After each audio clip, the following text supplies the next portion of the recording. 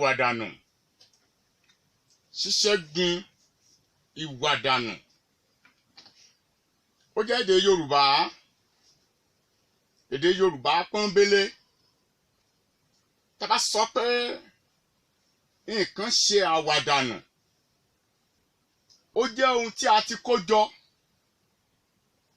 Ó jẹ́ ohun tó ti ṣùpọ̀ tẹ́lẹ̀, tàbí ohun tó wà nínú òṣùwọ̀n tí wọ́n wá ń wà á kúrò sí ibi òfò, sí ibi ahoro, sí ibi àìníláárí.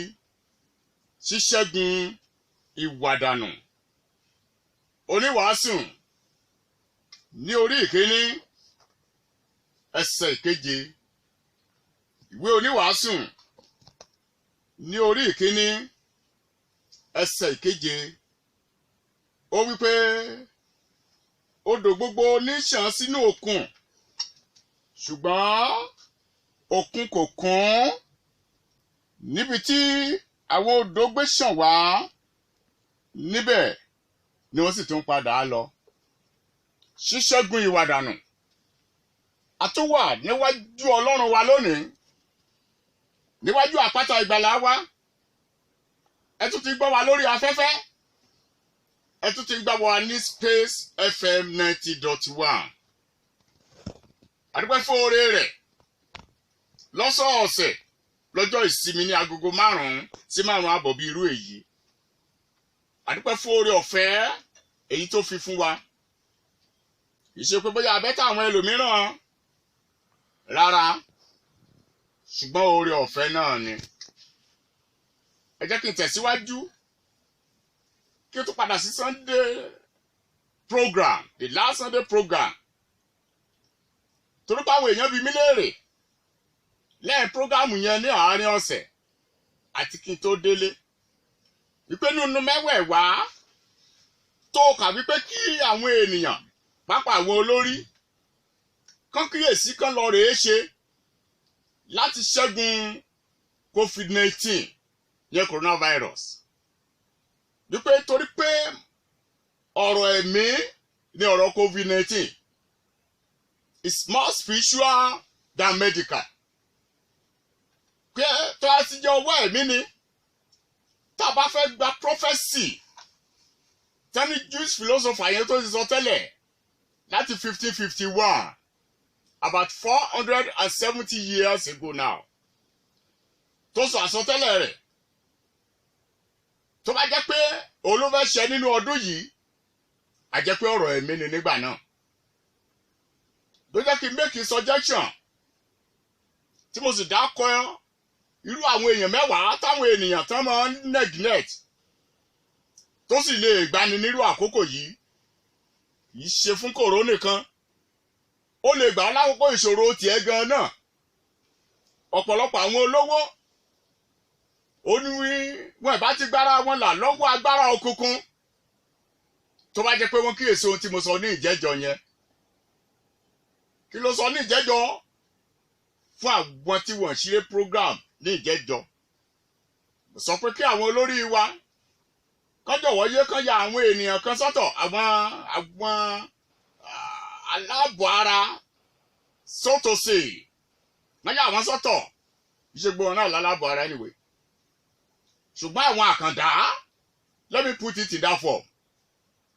Àkàndá, wọ́n yà wọ́n sọ́tọ̀ bíi méje nítorí social distance ní ọ̀nà 10. Kán fi wọ́n sáwọn àwọn hall, àwọn yàrá ọ̀tọ̀ọ̀tọ̀. Kán máa pray fún orílẹ̀-èdè. Kán máa pray fún àwọn aláṣẹ nítorí ọ̀rọ̀ coronavirus. Ṣùgbọ́n kì í ṣe coronavirus nìkan, fún ayé tiẹ̀ gan. Mo sì sọ nígbà tí mo fẹ́ close the program yẹn pé àwa ti dán wò. Job chapter 5 verse 27. Àwa ti dán wò. Bẹ́ẹ̀ lórí, gbàgbọ́ kó mọ̀ pé fún ire ara rẹ ni. Ẹnìkan ti bi mí léèrè, èwo lẹ́yìn ti dánwò níbẹ̀? At least 4. Kò ti dán 4 wò tó sì ṣiṣẹ́. Mo tún fi kún tèmi nínú èyí tí mi ò fi sí ara 10 yìí. lára àwọn ènìyàn tí wọ́n sì ṣe prógámù yẹn nígbà yẹn àwọn tó jẹ́ ọmọdé tán jẹ́ ọmọ ọmú nígbà yẹn wọ́n ti dàgbà báyìí tó ọ̀rọ̀ yẹn ti lọ síbi 30 years ago now. Èwo ló ti ṣe níbẹ̀? Number 1, bó ti ṣe ti àwọn aláboyún. Ta ti kó àwọn aláboyún jọ fún prayer. Gẹ́gẹ́ bí ti ní ọjọ́ Nínéfè, ní ọjọ́ Jónà, gẹ́gẹ́ bí ọba Nínéfè ṣe pàṣẹ rẹ̀, a sì ṣẹ́gun. Bó ti kó àwọn tí mo mú jọ, tí mo sọ fún àwọn òbí, that may be very very odd in your hearing. Ó lè lòdì létí rẹ̀. Ogun ló ń jà yìí. Tógun bá pa ìyá, ó lè affect ọmọ. Bí ó tẹ̀ wá mẹ́mí ẹ̀ lọ, òṣì tó ràn ìyá tó ràn bàbá yóò ràn ọmọ. Then we started the prayer. Láti àárọ̀, títí di aago bíi 3, bó ní káwọn èèyàn kan mọ́ fún ọmọ wọn lọ́mú ní church. A sì ṣẹ́gun àkókò náà, a sì borí rẹ̀. Agogo 4 la parí prógámù yẹn. Bí ilẹ̀ ọjọ́ kejì ṣe mọ́ tó jọjọ́ Monday láti bẹ̀ sí rí signal ìṣẹ́gun láti ọ̀run wá. Ṣùgbọ́n bí o tẹ̀ tí fi ọ̀rọ̀ àwọn ọmọ wẹ́wẹ́ mi tẹ̀ tí fi sí. Èyí tí mo tún ti ṣe ó ní ọ̀rọ̀ àwọn virgins. Mo ti lo àwọn virgins ní ṣọ́ọ̀ṣì tí mo ti pastor. That was 92-93. Ta kó àwọn virgin jọ, àwọn tí wọ́n mọ ọkùnrin àtàwọn ọkùnrin tí wọ́n mọ obìnrin, a kó wọn jọ nígbà yẹn. It was a very powerful program. Bó sì sọ fún àwọn òbí pé tó o bá ti ń bọ̀ níjọ́ Monday tọ́mọ rẹ ń bọ̀, kì í ṣe wọ́n mú ní wá báyìí, àní ọmọ rẹ tún pé kó tún bi léèrè bó lòun lọ. Ó fẹ́ lọ pàdé Titus Àjàyí ní ṣọ́ọ̀ṣì. Jọ tún bá ń bi léèrè pé ṣé o mọ nǹkan t'Àjàyí ń sọ àbó ò mọ̀? Àwọn tí wọ́n sì fi wá ara wọn mọ́, wọ́n sì wá, a sì jà, a sì ṣẹ́gun. Lọ́wọ́lọ́wọ́ báyìí, àwọn mẹ́tẹ̀ẹ̀ta tá à ń lò fún program special prayer agogo 9 sí agogo 12 ní church, àwọn virgin ni wọ́n. Àwọn mẹ́tẹ̀ẹ̀ta, ọmọdé 2, àgbàlagbà bíi 50-51 years kan. Ó sọ pé bó ló ṣe lè mọ̀ pé àgbàlagbà ajẹ́ virgin. Èmi ni mo sopọ̀ ní ìgbéyàwó wọn àtọkọ rẹ̀. Èmi ni mo sì kọ́ wọn bá ṣe máa bímọ. So mo ní confidence nínú ìyẹn. Má jẹ́ kí n fi yẹn gba àkókò lónìí. Nítorí pé Olúwa nìkan ni a gbéga ní ọjọ́ náà. Gbogbo ìgbéraga ènìyàn ni ó rẹ̀ sílẹ̀. Yóò sì ṣe ní ọjọ́ náà.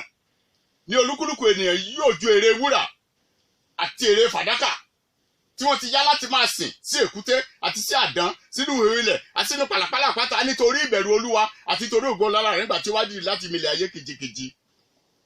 Ẹ jẹ́ ká wá sí bísínẹ́sì ayé wa.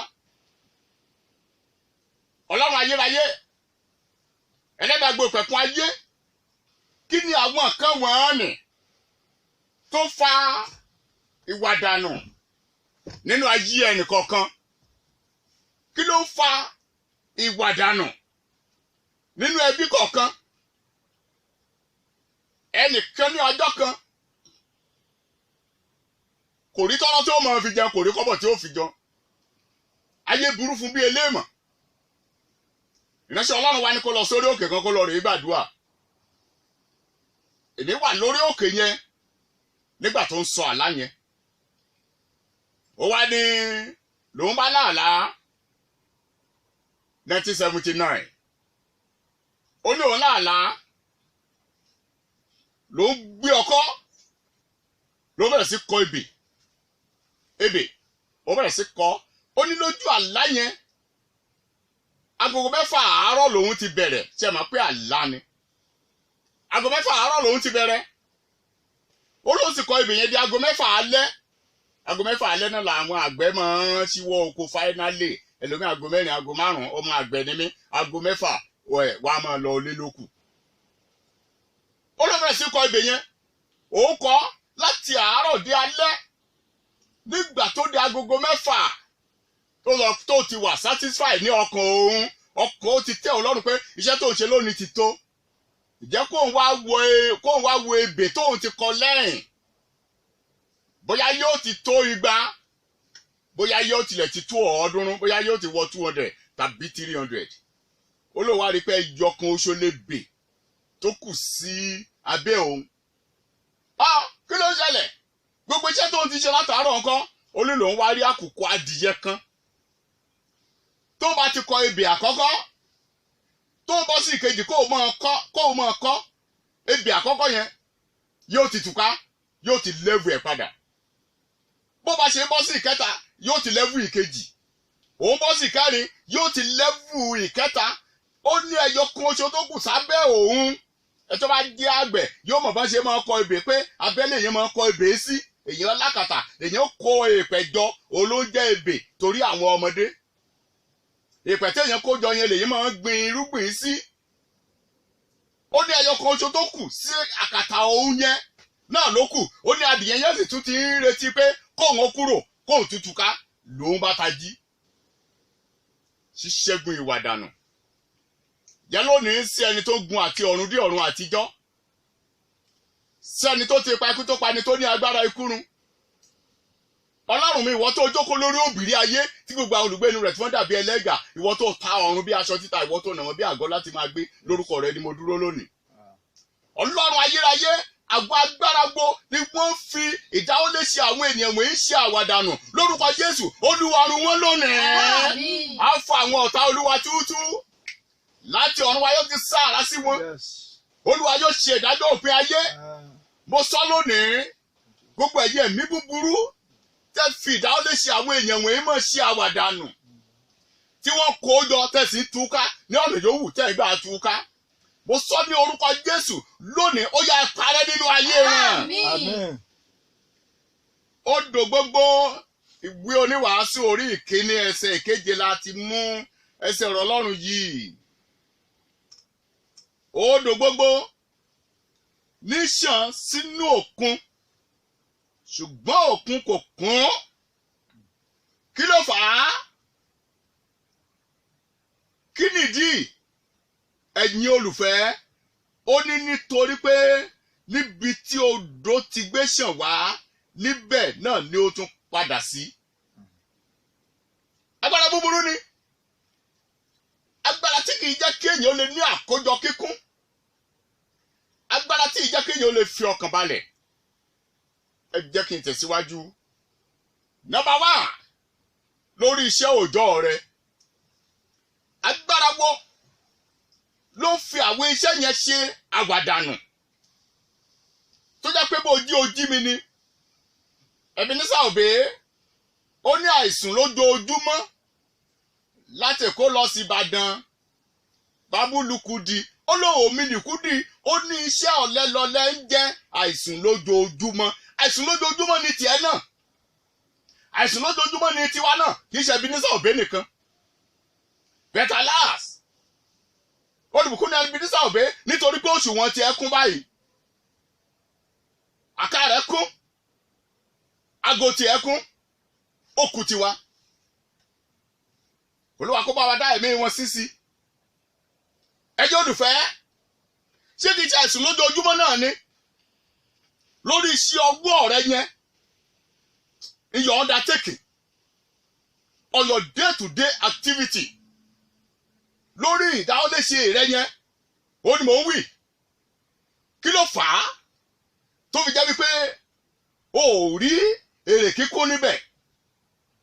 Tó jẹ́ pé nígbà tó bá ń kún, agbára kan tún dé tó fi ṣe àwàdànù. Ẹ̀yin olùfẹ́, èyí kì í ṣe Ọlọ́run. Nígbà mìíràn, mi kì í fẹ́ ká máa sọ pé gbogbo rẹ̀ pé Ọlọ́run ni. Níbo ni a fi àánú Olúwa tí a kò parun nì sí? Tí Jeremáyà sọ nínú ẹkún rẹ̀ pé ọ̀tun ni lójoojúmọ́, ṣ'Olúwa ò láàánú mọ́ ni? Lọ́dọ̀ tèmi, Olúwa ní àánú, torí aláàánú àti olóore ọ̀fẹ́ lolúwa mi ti kára rẹ̀ pera rẹ̀. Ṣ'Olúwa rántí Jésù Olúwa ọmọ mímọ́ rẹ̀ mọ́ ni? ikú orí igi àgbélébù ńkọ́? Ọlọ́run ò dàbí ènìyàn. Àwa ènìyàn la máa ń fojú fo nǹkan bóyá tọ́jọ́ bá ti pẹ́. Gbogbo ẹlòmíì tẹ̀ sọ pé ìbínú Ọlọ́run tún ni kòró yìí. Mo ní ṣe ìbínú Ọlọ́run. To me, I will be the last person láti sọ pé ìbínú Ọlọ́run ni coronavirus.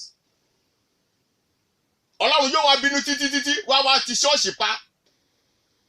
Ní ṣọ́ọ̀ṣì wa nísìnyí ó ti di Sunday mẹ́ta tá a ti skip. Tá a lọ ṣe service nítorí lockdown, partial lockdown tó wà lọ́yọ̀ state. A sì gbọ́dọ̀ tẹ̀lé òfin. Torí pé ìkan tá a fi ń kọ́ àwọn ènìyàn nìyẹn láti tẹ̀lé òfin. Tó bá wá jẹ́ àwa bí kì í jẹ́ ṣe rú mi ni mo tún gbọ́dọ̀ tó máa rú òfin. Right. Ṣé Ọlọ́run náà lọ́wọ́ wà ń bínú tó jẹ́ kí wọ́n bá ti ilé ìjọsìn pa? Kì í ṣe ní Ìbàdàn nìkan o. Mo fẹ́ lè sọ fún ọ pé ní gbogbo ayé ni. Tí bá wo àwọn cable network news, àánú àṣemí. Gbogbo àwọn ilé ìjọsìn níbẹ̀ náà títì pa ni. Ẹnu àná nìsín náà bẹ̀ sí àwọn lockdown àwọn yẹn. Ẹnu àná náà bẹ̀rẹ̀ sí sọ pé ká máa yí sí díẹ̀díẹ̀ ká máa pẹ̀tù sí díẹ̀díẹ̀ àwọn èèyàn ti bẹ̀rẹ̀ sí jáde normal life ti bẹ̀rẹ̀ sí bẹ̀rẹ̀ lọ́dọ̀ wọn lọ́rùn. Ṣé Ọlọ́run náà nìyẹn? Ọlọ́run ni ó wá máa bínú tá à ní lè ṣe Palm Sunday ọjọ́ ìsinmi ọ̀pẹ tá à ń ṣe ìrántí Jésù ọmọ mímọ́ rẹ̀. Èṣù ni. Èṣù ló lè bá Jésù Olúwa máa fínra tó bẹ́ẹ̀ yẹn kì í ṣe Ọlọ́run. Ọlọ́run ni ó bínú títí tá a fi nílé open church fún Resurrection Day, Easter Sunday. Èṣù ni. Ọmọ aládé ayé yìí ni. Igi iná tá a ti yẹ̀ kúrò nínú iná ni. Tí ìwé ìfihàn sọ wípé ó sọ̀kalẹ̀ wá sí ayé ní ìbínú nítorí pé ó mọ̀ pé ìgbà kúkúrú lòun ṣàní. Ṣùgbọ́n tó bá jẹ́ ti Ọlọ́run ni, àánú rẹ̀ kò ní ìpẹ̀kun lèmi nínú Bíbélì. Ṣùgbọ́n àwọn ẹnìkan bí mi léèrè a pastor ló ní lórí ọ̀rọ̀ yìí náà ní kí ló ń ṣẹlẹ̀ mo ní má ṣe fi Ọlọ́run hàn wá ní Áfíríkà. Àwọn leaders, àwọn church leaders yàgbá táwọn òyìnbó tán hand over fún bọ́n ṣe fi Ọlọ́run hàn wá sáìdì líle Ọlọ́run kíkorò Ọlọ́run náà fi hàn wá wọn fi sáìdì oore ọ̀fẹ́ hàn wá. Ó jẹ́ ká máa rò wípé bí àwọn òòṣà tán máa pani ní àpàlàdọ̀ yẹn lọ́lọ́run. Kí ni ẹjọ́ ti pé Jésù Olúwa wá sáyé nígbà náà? Jẹ́ n padà sí ẹsẹ̀ àárọ̀ mi lórí ọrọ̀ ajé rẹ. Kí ló dé tí gbogbo odò tó ṣàn sí òkun tó kún òkun lónìí? Odò àwẹ̀ rẹ,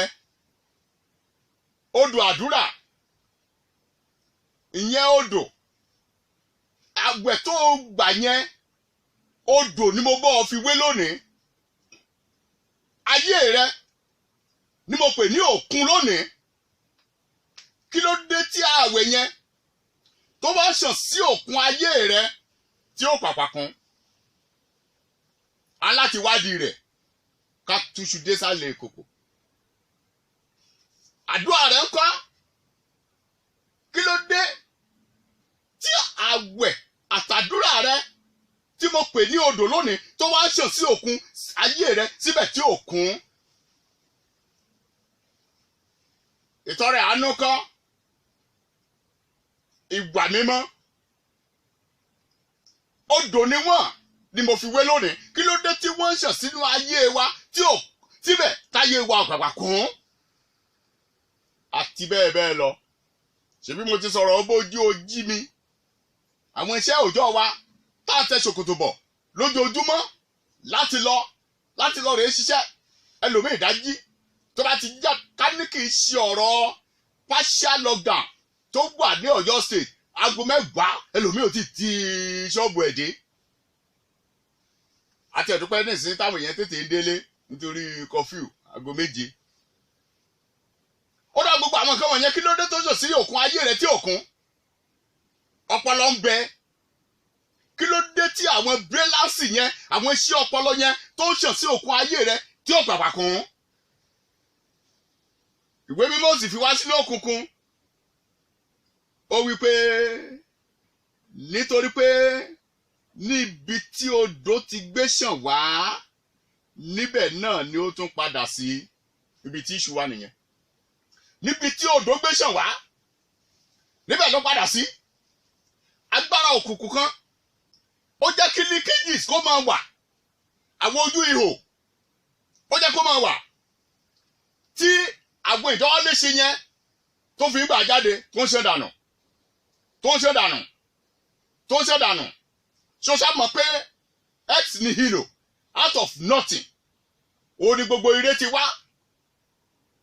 níbi tí a lè fojú rí ni ire ti máa wá ó sì tún padà síbẹ̀ náà nínú ayé ẹlòmíì ètò Ọlọ́run fún ire tó bá sì wọ ayé wa ni wípé kó dúró síbẹ̀ Ọlọ́run ò intend pé kó tún padà síbi tó ti wá Ọlọ́run ò ní lọ́kàn wípé tọ́mọ téèyàn bá bímọ lónìí kọ́mọ sì tó padà síbi tó ti wá àánú ṣe mí kólúwa kó bá mi ṣàánú àwọn tí wọ́n bímọ kó bá mi ṣàánú àwọn tí wọ́n bí àbíkú ó bá arábìnrin kan sọ̀rọ̀ ó sọ̀rọ̀ nípa àwọn ìbejì tó ti bí bó níbo làwọn ìbejì wà nísìnyí ó ní wọ́n ti padà síbi tí wọ́n ti wá lágbèjì yẹn mo fẹ́ lò ó ní wọ́n padà síbi tí wọ́n ti wá ó ní lọ́jọ́ tóun ti bímọ náà padà síbi tí wọ́n ti wá kì í ṣe ìpinnu Ọlọ́run wípé kéèyàn ó bímọ ó sì padà síbi tó ti wá ètò Ọlọ́run ni pé tó bá bímọ kọ́mọ yẹn dúró tì ọ́ títí ọjọ́ ayé rẹ bẹ̀tàlás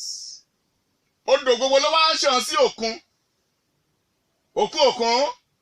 níbi torí pé ibi tí àwọn odò yẹn ti wá níbẹ̀ ni wọ́n gbé túṣàn padà ẹ̀yin olùfẹ́ kí la wá ṣe báyìí àdúrà ni àdúrà náà mo sì fẹ́ gbà fún ọ ní orúkọ Jésù Kristi mo fẹ́ dáwọ́ gbogbo agbára tí fi ayé rẹ ṣe ìwà àdàlù yẹn mo fẹ́ dá ọwọ́ wọn dúró ní orúkọ Jésù lónìí tí bá sì ti ṣe lónìí nítorí pé àṣẹ lé àṣẹ nítorí pé ẹsẹ̀ lé ẹsẹ̀ nítorí pé díẹ̀ ní díẹ̀ lọ́run ọ̀rọ̀ Olúwa ti jẹ́ àṣẹ lé àṣẹ ọ̀rọ̀ Olúwa ti jẹ́ ẹsẹ̀ lé ẹsẹ̀ ọ̀rọ̀ Olúwa ti jẹ́ díẹ̀ ní díẹ̀ lọ́run jẹ́ lónìí gẹ́gẹ́ bí àwọ̀ àrà òjò àti gẹ́gẹ́ bí òjò dídì bí tí máa ti ọ̀run sọ̀kalẹ̀ wá tí máa rinlẹ̀ tí máa mú kó jáde tí máa mú kó rudi tí máa fi oúnjẹ fún àwọn ọ̀jẹun tí máa fi rúgbìn fún àwọn afúrúgbìn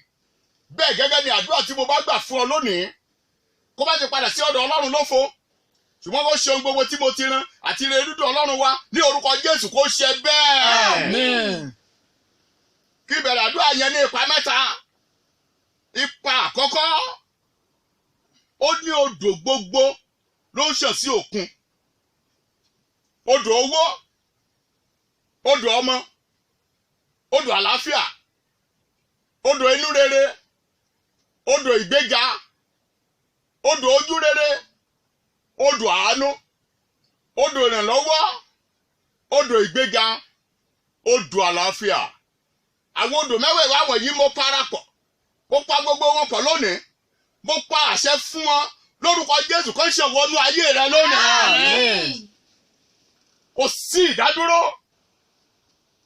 Ọlọ́run ayérayé bẹ́ẹ̀ láti kọ̀wé rẹ̀ wípé ẹ̀mí rẹ yóò bọ́ ayé ọ̀rọ̀ rẹ yóò bọ́ ayé gẹ́gẹ́ bí omi ti máa bo òkun. Ọlọ́run ayérayé from nowhere Elisha ara abẹ meola ó ní ẹwà kòtò ẹwà àwọn àfonífojì nítorí pé kì yóò sí òjò bẹ́ẹ̀ ni kì yóò sí ìrì ṣùgbọ́n àfonífojì náà wọn yóò kún fún omi. Bẹ́ẹ̀ náà mo pa àṣẹ lónìí ní orúkọ Jésù Kristi pé kì yóò sí òjò tàbí ìrì ṣùgbọ́n àwọn àfonífojì rẹ yẹn omi yóò gbà láti ọ̀dọ̀ Ọlọ́run wá lórúkọ Jésù yóò kúnnú òkun rẹ bẹ́ẹ̀. Àmín. torí pé àti kọ̀wé rẹ̀ pé ṣíṣe odò kan wà tí ó mú inú ìlú Ọlọ́run dùn. Ibi mímọ́ àgọ́ wọn ní ti ọ̀gá ògo. Olúwa bẹ láàrin rẹ̀, a kì yóò ṣí nídìí. Olúwa yóò ràn lọ́wọ́ ní kùtùkùtù. Mo sọ lónìí ní orúkọ Jésù Kristi wípé odò gbogbo tí mo ti dákọ̀ odò mẹ́wẹ̀ẹ̀wá yẹn, mo pa àṣẹ fún wọn lónìí láti orí ìtẹ́ Ọlọ́run wá, láti ọ̀dọ̀ Jésù Olúwa wá, láti bí odò ibi omi ìyè ènì wá, ní orúkọ Jésù kó ṣàn wọ ayé rẹ lónìí. Lórúkọ Jésù mo pa àṣẹ, nítorí pé àṣẹ lé àṣẹ, nítorí pé àṣẹ lé ẹsẹ̀. Àìsáyà sọ pé ọ̀rọ̀ Ọlọ́run ti jẹ́ àṣẹ lé àṣẹ. Ó sọ ọ̀rọ̀ Ọlọ́run jáde lónìí. Mo pa àṣẹ fún gbogbo ẹ̀yin odò tí mo ti dákọ yẹn, lórúkọ Jésù kó máa ṣàn wọ ayé rẹ lónìí. Àdúrà kejì, ó wí pé wọ́n padà síbi tí wọ́n ti wá. Mo sọ ní orúkọ Jésù Kristi, ire tó bẹ̀rẹ̀ nínú ayé rẹ lónìí, ògo tó bẹ̀rẹ̀ níbẹ̀, òkìkí tó bẹ̀rẹ̀ níbẹ̀, ọlá tó bẹ̀rẹ̀ níbẹ̀, oríire tó bẹ̀rẹ̀ níbẹ̀, àánú tó bẹ̀rẹ̀ níbẹ̀, ní orúkọ Jésù kó má ṣe jáde kúrò láyé rẹ mọ́. Àmín. Gbogbo agbára ẹ̀ṣẹ̀ tó lè lé wọn kúrò láyé rẹ, nítorí pé ẹ̀ṣẹ̀ kì yóò lè jọba wa mọ́ bí ó ti wù kó dá wa wò tó, nítorí pé Kristi ti fi agbára rẹ̀ padà pàgbára ẹ̀ṣẹ̀ run fún wa. Gbogbo agbára ẹ̀ṣẹ̀ tó wá lè lé àwọn odò wọ̀nyẹn padà síbi tó ti wá, ní orúkọ Jésù nínú ayé rẹ̀ Olúwa kó pa wọ́n rẹ́ lónìí. Àmín. Gbogbo agbára òkùnkùn, ẹ gbọ́rọ̀ Olúwa, gbogbo ẹ̀yin ẹ̀mí àìrí tẹ́ wá ń ṣiṣẹ́ rírí, tẹ́ ń ṣe lòdì, tẹ́ lè fẹ́ lòdì sí àwọn èèyàn tó gbọ́rọ̀ mi lónìí. Àwọn ire tó ti ṣẹ̀wọ́ ayé wọn, tẹ́ tún fẹ́ dá padà síbi tí wọ́n ti wá. Ó bá yín wí ní orúkọ Jésù Kristi, nítorí pé yóò ṣe ní ọjọ́ náà, ní olúkúlùkù ènìyàn yóò ju ère wúrà àti ère fàdákà tí wọ́n ti yá láti máa sìn sí èkúté àti sí àdán, sínú ìhòòlẹ̀ àti sínú kàlàpàlà àpáta, nítorí ìbẹ̀rù Olúwa àti nítorí ògo ọlá rẹ̀ nígbà tí ó bá dìde láti mi ilẹ̀ ayé kìjìkìjì gẹ́gẹ́ bí ọjọ́ òní. Mo sọ lónìí, gbogbo ẹ̀yin agbára òkùnkùn yẹn, lórúkọ Jésù ó yá ẹ parẹ́ lónìí. Àmín. Ní tirẹ, lórúkọ Jésù, ara àyànmọ́ rẹ padà. Àmín. Ara ìgbé ayé rẹ padà. Àmín. Ara iṣẹ́ rẹ yẹn padà. Àmín. Ara ògo rẹ padà. Àmín. Ògo ni fún orúkọ Olúwa. Hallelujah. Ní orúkọ Jésù ní a gba àdúrà. Àmín. Oore ọ̀fẹ́ Jésù Olúwa. Àmín. Fẹ́ ti bàbá. Àmín. Ti ọmọ. Àmín. Ti ẹ̀mí mímọ́. Àmín. Kó máa bá wa gbé. Àmín. Nígbà tí láéláé. Àmín. Praise God. Hallelujah. Praise God. Hallelujah. Praise the living God. Hallelujah. In your cause. By power. Into your family. By power. Into your business. By power. Into our church. By power. In Jesus' name. Amen.